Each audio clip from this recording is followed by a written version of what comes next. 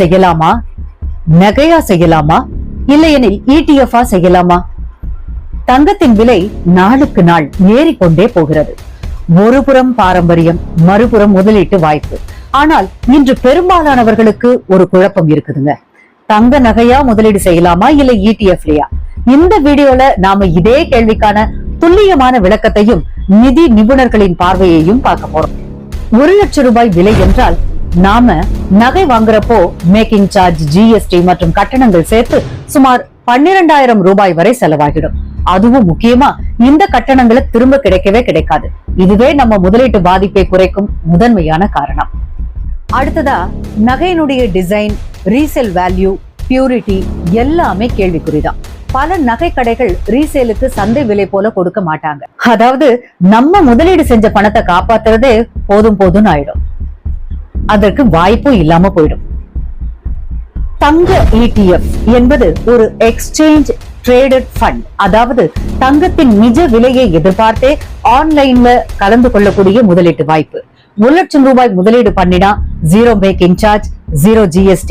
உங்களோட டிமேட் அக்கவுண்ட்ல இருந்தே வாங்கிக்கலாம், விற்கலாம். சில நிமிடங்களில் லிக்விடிட்டி ரொம்பவே ஈஸி.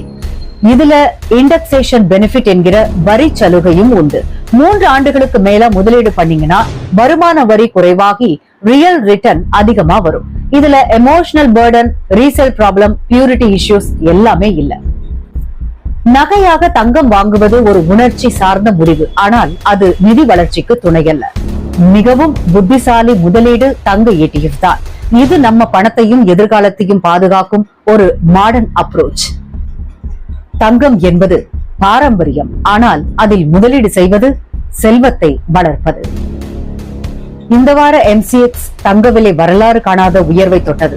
இதற்கு காரணம் இஸ்ரேல் ஈரான் இடையேயான போர் பதற்றம். ஆனால் அமெரிக்க அதிபர் டொனால்டு டிரம்ப் அறிவித்த சீஸ்ஃபயர் காரணமாக தங்க தேவை குறைந்திருக்கிறது. இதிலிருந்து என்ன தெரிகிறது? தங்கத்தின் விலை, போர், அரசியல் நிலவரம், சர்வதேச சந்தைகள் எல்லாம் பாதிக்கும். அதனால்தான் ETF மூலம் வாங்கி தங்கம் தான் safe exit and reentry option தருகிறது.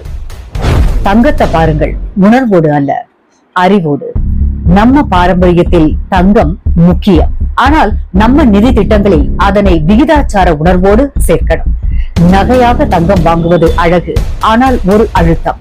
ETF-இல் தங்கம் வாங்குவது ஒரு புத்திசாலித்தனமான முதலீடு. நீங்களும் உங்கள் பணத்தையும் பிரகாசப்படுத்தணும்னா ETF தான் சரியான வழின்னு நிபுணர்கள் கூறுகிறார்கள். முக்கியமான நிதி தகவல்களுக்காக எங்களுடன் தொடருங்கள். இந்த வீடியோ உங்களுக்கு பயனுள்ளதா இருந்தா லைக், ஷேர், சப்ஸ்கிரைப் செய்ய மறக்காதீர்கள். மீண்டும் அடுத்த ஒரு வீடியோவுடன் சந்திப்போம். நன்றி, வணக்கம்.